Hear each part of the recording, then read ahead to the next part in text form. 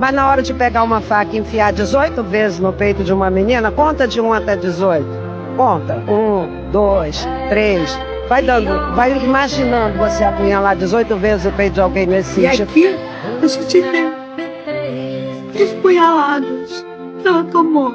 Não foi um, não foi dois, não foi três, foi muito.